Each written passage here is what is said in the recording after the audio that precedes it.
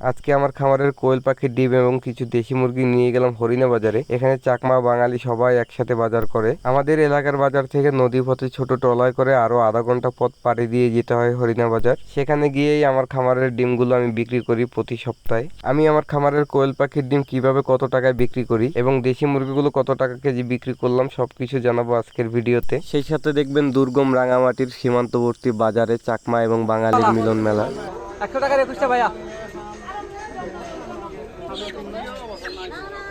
আসসালামু আলাইকুম প্রিয় দর্শক, আশা করি সবাই অনেক ভালো আছেন। আজকে বৃহস্পতিবার, আমাদের এদিকে সাপ্তাহিক হাটের দিন। যতই কাজ থাকুক প্রতি সপ্তাহে এই দিনে আমাকে বাজারে যেতেই হয়, বিশেষ করে আমার খামারের কোয়েল পাখির ডিম বিক্রি করার জন্য। আমি একেবারেই প্রফেশনাল কোনো খামারি না, এর বাহিরেও আমাকে অনেক কাজ করতে হয়। তারপরেও যেহেতু আমি কিছু কোয়েল পাখি পালন করি, এগুলোর ডিমগুলো আমার প্রতি সপ্তাহে বিক্রি করতে হয়। আপনারা যারা রেগুলার আমার চ্যানেলের ভিডিও দেখেন আপনারা জানেন, বাড়িতে কোয়েল পাখি পালনের পাশাপাশি আমি আর আমার এক বন্ধু মিলে আমরা শেয়ারে কৃষি প্রজেক্ট করতেছি। ওখানেও আমাদের অনেক কাজ করতে হয়। যতই কাজ থাকুক এই ডিমগুলো আমার হাটের দিনে বিক্রি করতে হয়। সপ্তাহের প্রথম 2-3 দিনের ডিম আমার বাড়ি থেকেই সেল হয় আলহামদুলিল্লাহ। এর পরের 4-5 দিনের ডিম আমি বাজারে নিয়ে বিক্রি করি। আমি ডিমগুলো মূলত বালতিতে করে এভাবে কাঠের ভুসি দিয়ে তারপরে নেই। এভাবে ডিম বাজারে নিতে আমার একদমই সমস্যা হয় না। আমি যেহেতু বাড়ি থেকে আমাদের বাজার পর্যন্ত মোটরসাইকেলে যাব, এরপরে ওখান থেকে বোটে করে যাই। এইভাবে মোটরসাইকেলে করে নিতেও আমার জন্য অনেক সুবিধা হয়। ডিম বিক্রি করার সময় এখান থেকে একটা সুবিধা পাওয়া যায়, ওটা আপনাদের দেখাবো। বাইক এসে অলরেডি দাঁড়া রয়েছে, আমরা আগে বাজারে যাই। আজকে প্রায় 4-5 দিন ধরে বৃষ্টি হইতেছে। এই বৃষ্টির মধ্যে রাস্তাঘাটের যা অবস্থা,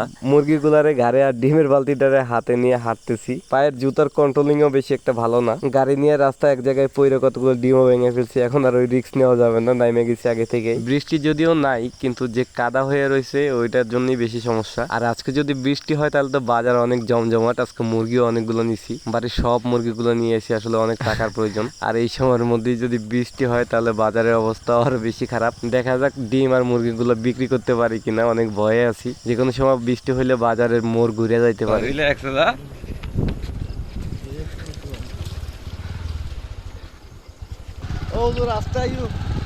ব্যবসা লস করে দিলি। ডিম বাংলা কমে ডিম মাংস ওই যে পড়ছে ওই সময়।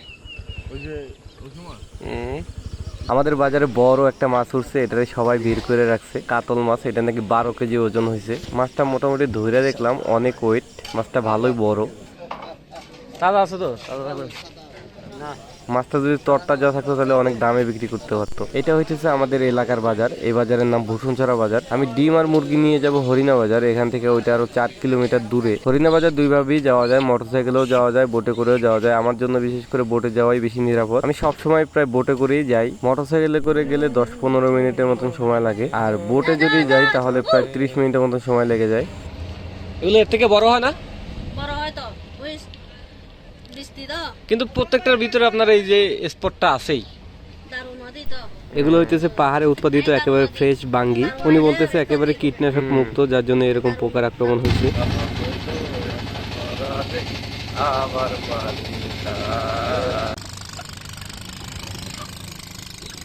আলহামদুলিল্লাহ অবশেষে চলে আসলাম হরিণা বাজার। আমি মূলত এই জায়গায় বসেই আমার খামারের কোয়েল পাখির ডিম এবং হাঁসের ডিমগুলো বিক্রি করি। বাজারের এই জায়গাতে হাঁস, মুরগির ডিম এইসব বিক্রি করা হয়। আমি প্রতি সপ্তাহে এই জায়গায় বসেই আমার খামারের কোয়েল পাখির ডিম, হাঁসের ডিম, মুরগি, কোয়েল পাখি এসব বিক্রি করি। মা ওনাদের বাড়ি যেহেতু পাহাড়ে অনেক ভিতরে দূরে থাকে, তাই ওনাদের ডিমগুলো জানি একেবারে সুরক্ষিত থাকে। তার জন্য আমি ডিমের মধ্যে পলিথিনে করে এই ভুসিগুলোও দিয়ে দিই সাথে, এতে করে ডিমগুলো একেবারে সুরক্ষিত থাকে, ভাঙে না। আমার এখানে বেশ কয়েকজন রেগুলার কাস্টমারও আছে যারা প্রতি সপ্তাহে আমার কাছ থেকে ডিম নেয়। আজকে প্রথম কাস্টমার হইতেছে জুয়েল ভাই। উনি আমার কাছ থেকে আজকে 60 পিস ডিম নিল। জুয়েল ভাইয়ের ডিম দিলাম গাইস।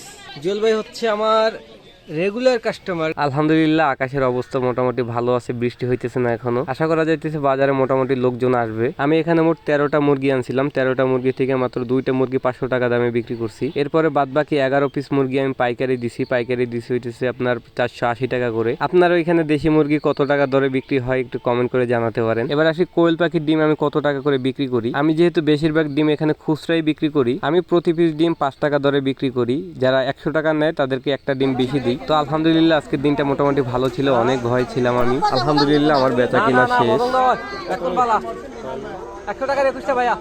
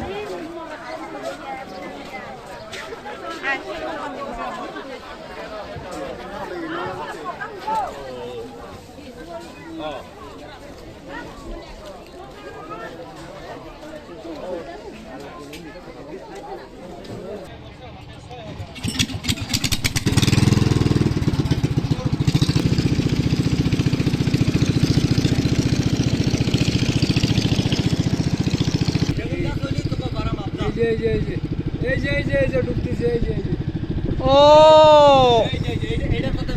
এটা চাক্কু গাছ।